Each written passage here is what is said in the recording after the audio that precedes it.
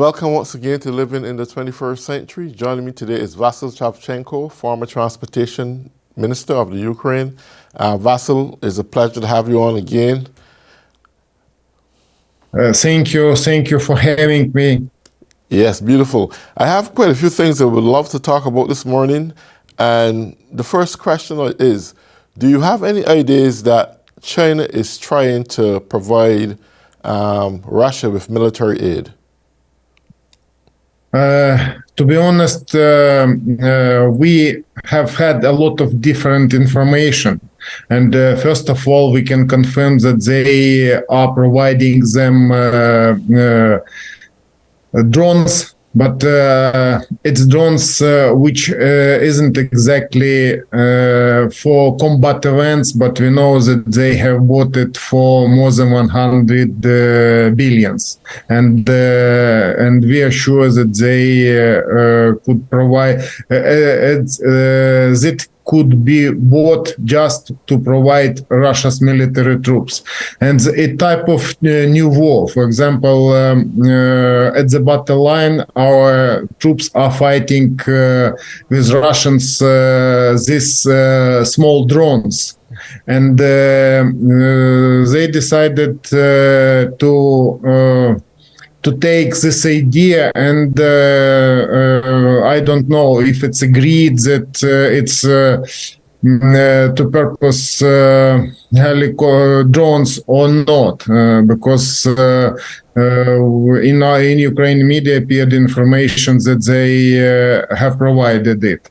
But at the same time, we haven't received, and we don't know exactly if they provide Russia Federation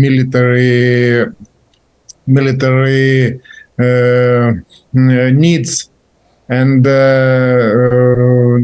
here better to rely for information which received in the which were appeared in the world media, when it appeared that Russia has received a lot of information from different countries through Maldives, for example, and offshore zones from Georgia, from Kyrgyzstan, and this country who were mediator in this buying more technological spare parts for their missiles, for their radar system, and for their military needs, including systems which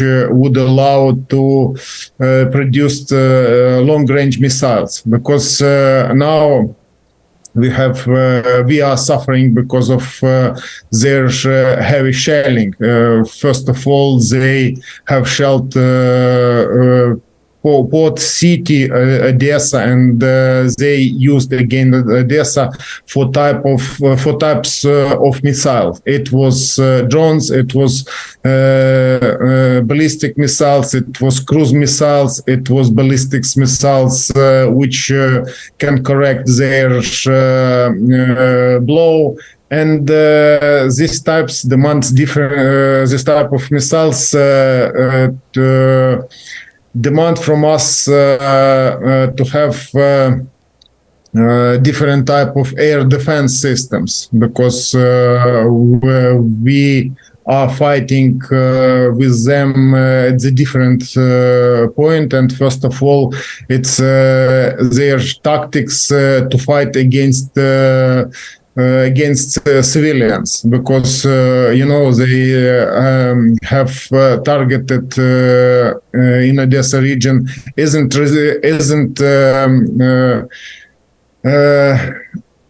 seaports or military base. They targeted civilian residential houses, and they have damaged more than 20 historical monuments which are part of international UNESCO organization. And they are trying to frighten Ukrainians and especially people who live in port city, because they have made their next step. They announced the war against all peoples on the earth, because they demonstrated that they can influence for Ukraine's exports. And you know that Ukraine providing a lot of countries around the world food. First of all, it's grain. Wet grain and corn grain, and because of it, they decided to demonstrate that they are powerful and can do it, and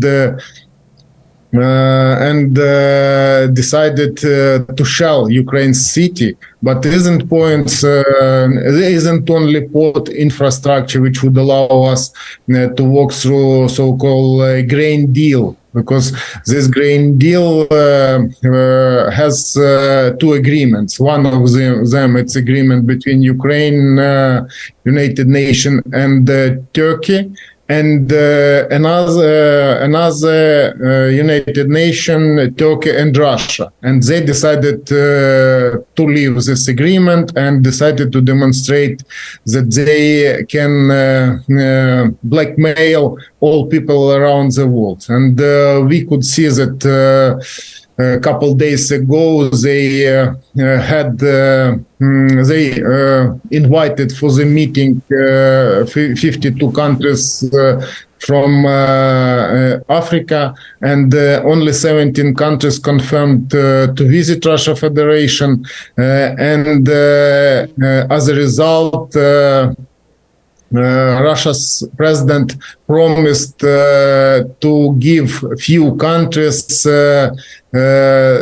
grain free, and it looks like a joke, because it's blackmail countries, and as a result we saw that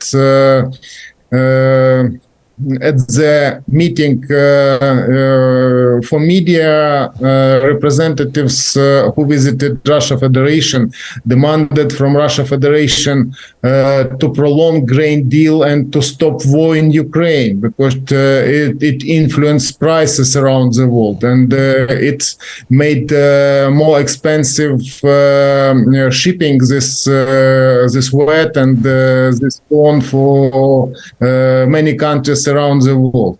And I don't know, there was Russia's president's speech, and he spoke a lot of different things, and we cannot understand them, and because he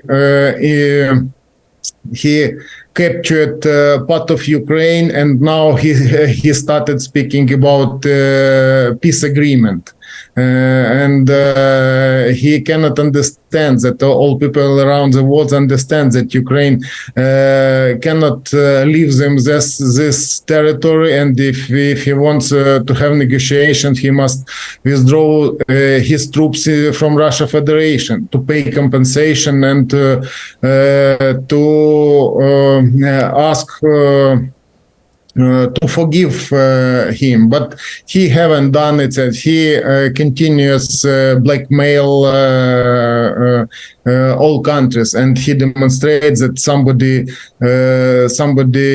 is threatening him, and because of it, this battle line is more wider than in Ukraine, because Ukraine, it's a battle line for military forces, and now we can say that our military forces are fighting quite effectively, and during this time have liberated more territories than Russia captured it during last winter. Okay. And yes, sorry. That's okay. I want to answer this question because Poland expresses its concern about the Poland-Belarus border as tensions mount there, and they fear wider conflict. Putin, on the other hand, is stating that should Poland get involved, he would take this as an attack on Russia. What does this say for Putin at this point?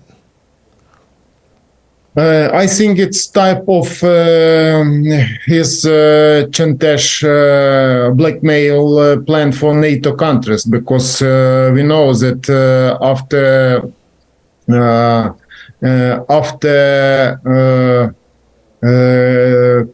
better to say, I don't know how to describe it, because it's the domestic conflict, domestic mercenaries. Russia Federation decided to storm Moscow, and then they canceled their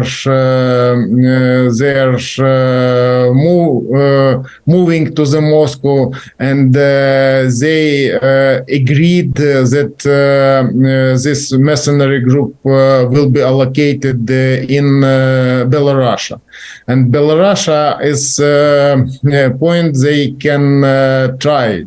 They can try to provoke Poland side, and they can try to detect how NATO countries will react for it, because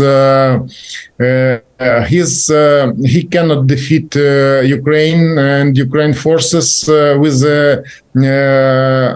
our partners, and Ukraine forces are strengthening and are fighting more and more effectively, and now we can say that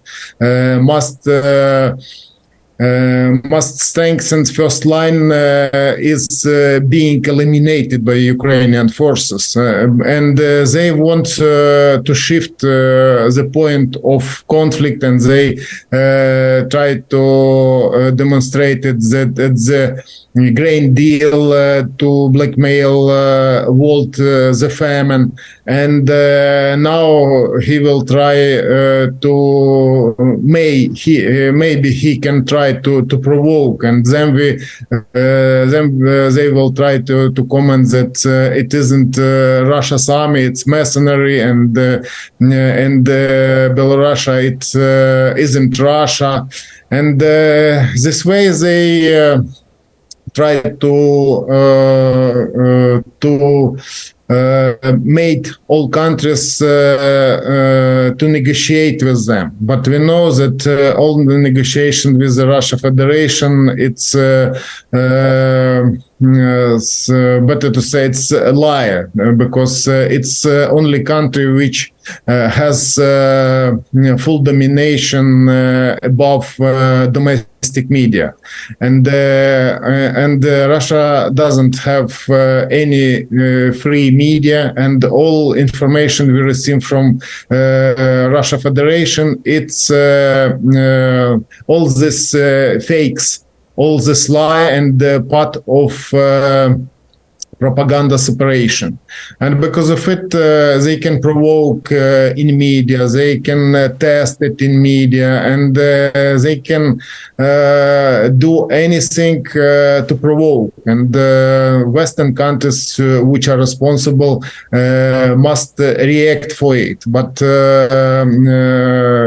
from our point of view, I commented that all this reaction, it's just provocations to detect and to make West to follow their false ideas, and I think this type of behavior they will have, and we remember initially they tried to eliminate Ukraine and Western countries by nuclear weapon, and this idea has disappeared, and it appeared that they decided to blackmail countries by famine, and I'm sure that with Western support we managed to provide our partners around the world by food, and I'd say that now we must be together, because Russia's liar can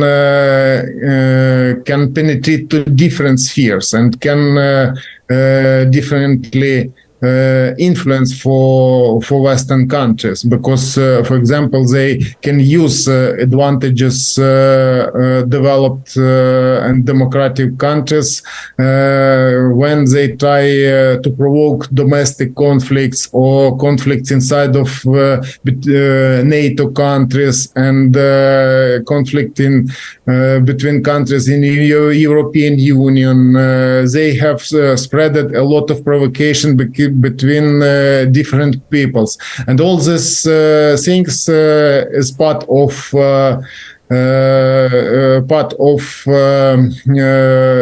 new type of war, and I think West cannot react, cannot follow these provocations. Yes. I want to ask you this other question.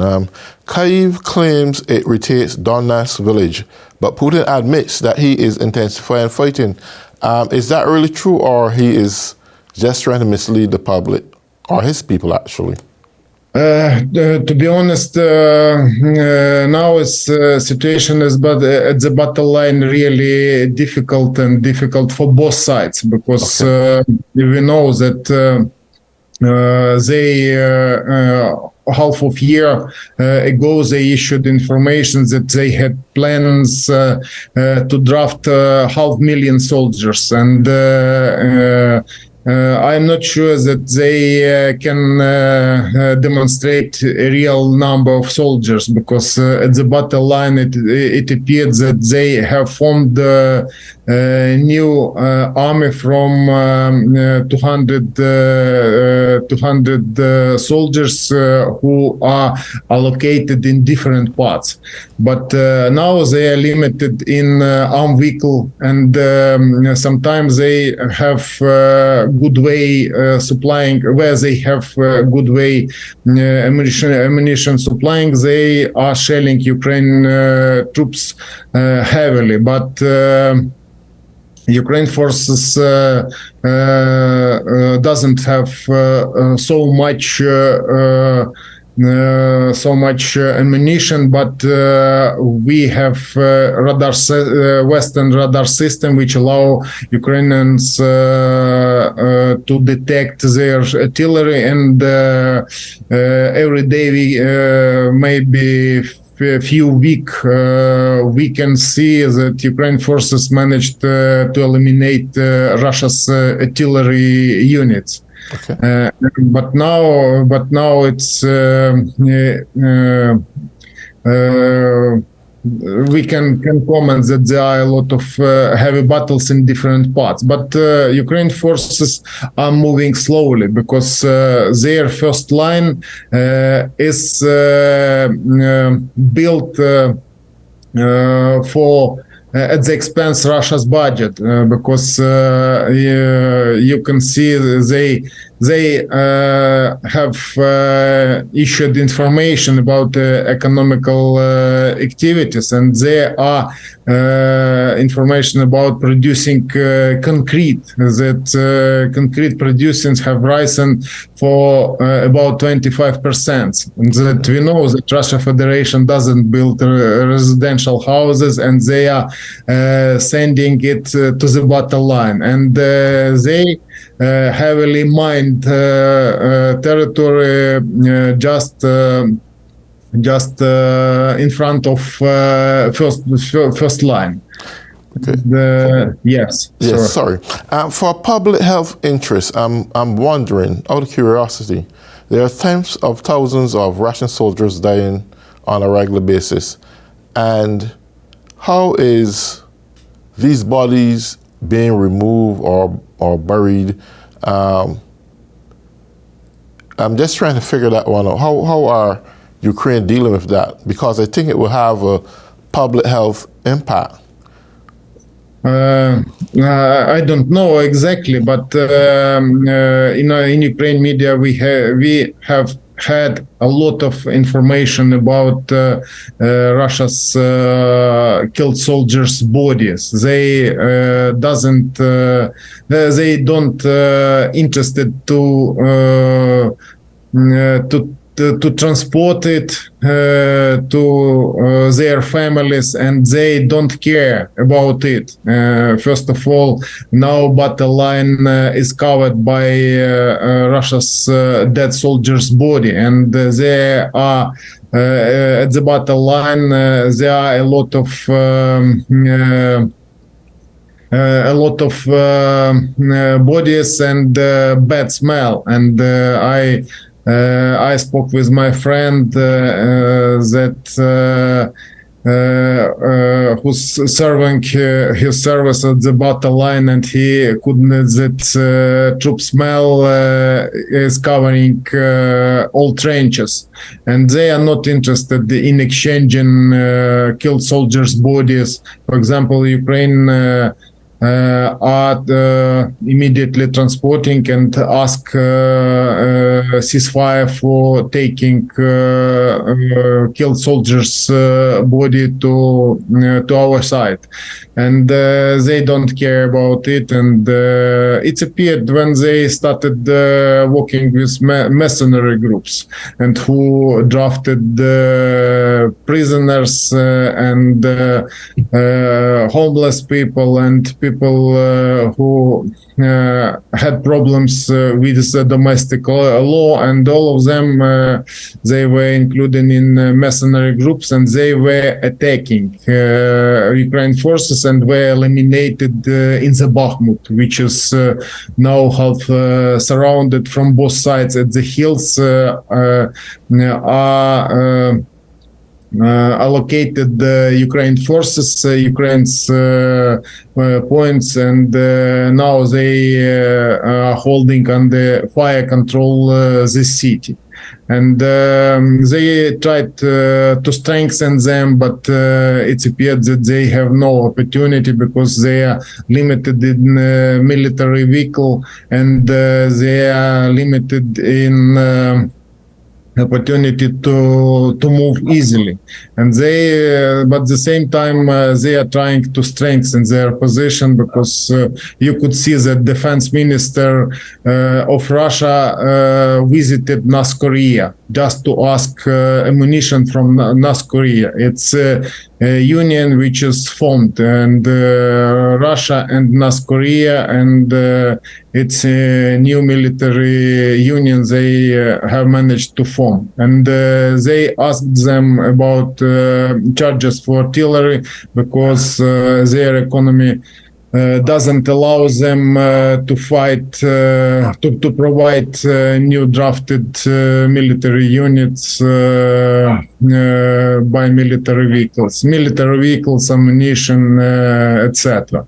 And because of it, we can comment that they are trying to use all instruments in waging war against war. It's blackmail world in the whole, just to receive any benefits. And these benefits, it's now they are speaking about ceasefire, but they want to hold this Ukraine's territory they captured initially, and they are trying to provide their aggressive policy around the world. Well, it seems that Russia at this point becoming more desperate and desperate as this war prolongs, and it shifts in favor of the Ukrainians. We have like less than 2 minutes now. Would you like to summarize that? The successes of this war right now? To be honest, quite difficult to predict this war, because we don't know how much soldiers they will try to sell to Ukraine, because I think that, and I'd rely for Ukraine's military expert who comment it that Russia will have to announce the full-scale drafting campaign because they are limited in soldiers and they are sending them to die, and but they will continue waging war. Because all Russians are under Russia's propaganda, and Russia's propaganda demands them to go to die at the battle line in Ukraine. And we know that they have lost about 250,000 Russian soldiers at the battle line in Ukraine, and we cannot see that they are going to stop it, and because of it, we have casualties at the battle line, and we have to pay. But our soldiers are defending their families, their land, and their future, and because of it, we are together. We are together with our ally, with United States, and we thanks for ammunition for support Ukraine in at the battle line, and for funding our budget, and thanks our partners in Europe. That's beautiful. Well, Vasil, we come to the final few seconds in this program. It was really a pleasure having you on, and we will definitely keep in touch. And look forward to be talking with you pretty soon again. And to all those who have been tuning in or living in the 21st century, have a great day.